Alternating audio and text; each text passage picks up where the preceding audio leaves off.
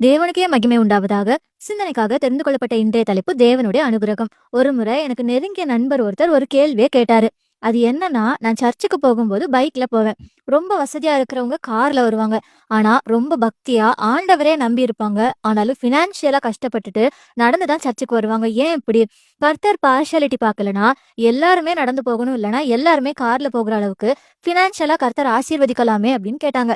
அதுக்கு நான் சொன்ன பதில் பிரசங்கி 5:19 படி கர்த்தர் கொடுக்கிற ஃபினான்ஷியலான பிளெஸிங்ஸ் அவருடைய அனுகிரகம். அதுக்குன்னு ஆண்டவரை மனசார தேடியும் ஏழ்மையா இருக்கிறவங்க கஷ்டப்படுவாங்கன்னு நினைக்கிறீங்களா? இல்லவே இல்லைங்க. அவங்க பிரயாசத்துல அவங்க உழைப்புல எவ்வளவு சம்பாதித்தாலும் எந்த குறையும் வராதபடி கர்த்தர் அவங்க தேவைகளை பார்த்து நிறைவேற்றி வைப்பாரு.